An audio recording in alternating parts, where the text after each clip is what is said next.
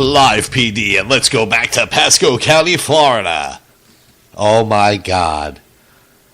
I see people I see on that show. Oh my God. Live PD, Pasco County. That is where I live. If you don't know what Live PD is, go on A&E. It's on like live every Friday and Saturday night, and they replay the shit out of it. It's kind of like Cops, but actually fucking live.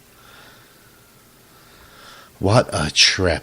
So that was a great interview. What you heard right there was Another Desire by the band Lions Share. So that was a kick-ass track, I think. And right before that, you heard Virus by Isle fucking 9. Yeah, baby.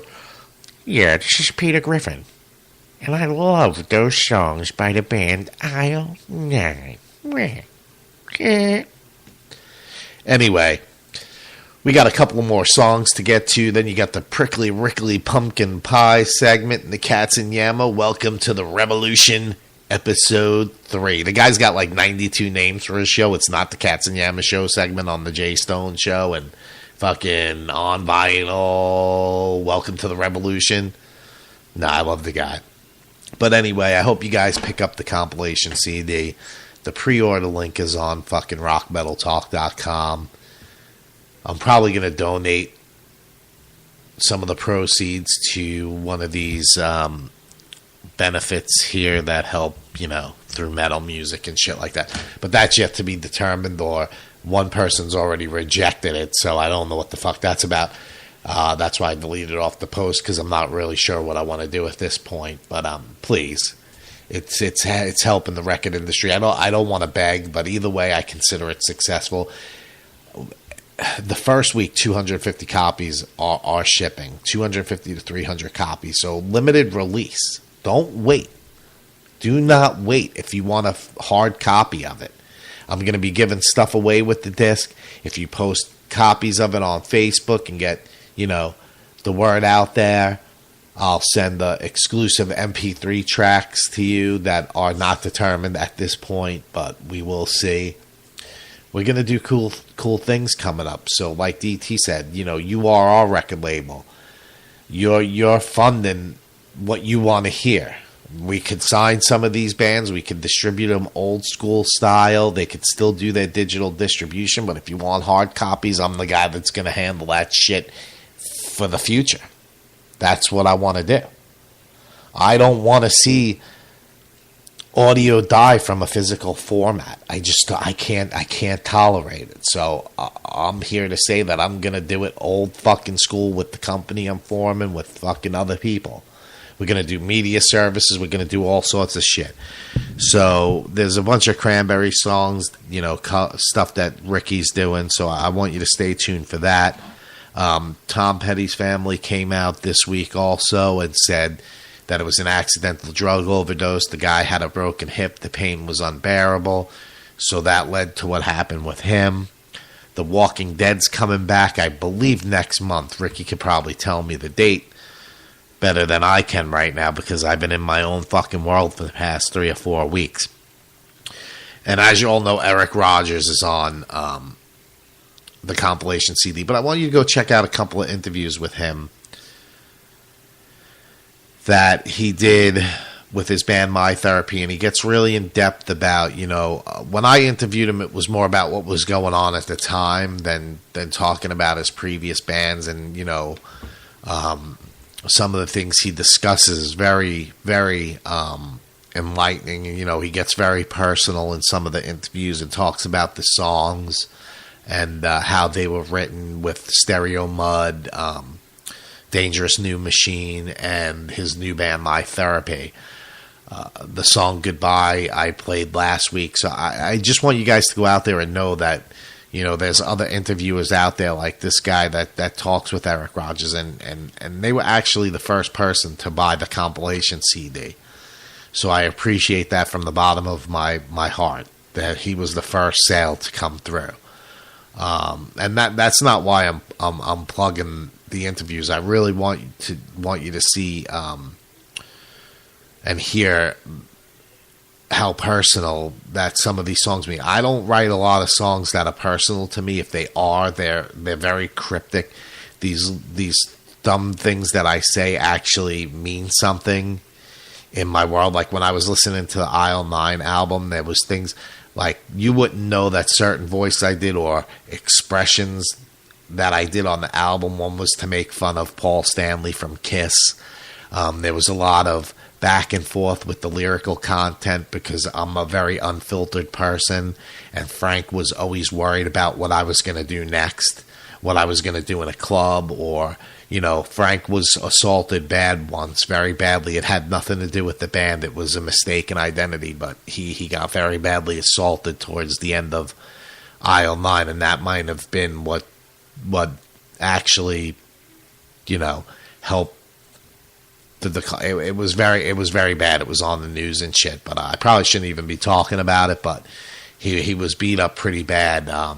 Someone thought he was drunk, and these group of guys thought he was someone else, and really gave it to him. So he's a very good friend of mine. We go back for fucking 20-something years. So it's just, you know, that band was a major part of my life. It wasn't the only musical aspect of my life. I was in, you know, probably a lot bigger touring band when I was 17 or 18, but, you know, regardless, man, that was my life. I put a lot of stuff into Aisle 9 and any band that I was ever in, and that I met a lot of special people that mean a lot to me in my life from that time. I mean, I don't stay in touch with a lot of them, but it is what it is, man. The drummer on there was Freddie. He was only drumming for like fucking less than a year at that point. We made him into a kick-ass drummer. It was Frank, Sean, and I believe Long Hair Dave on bass.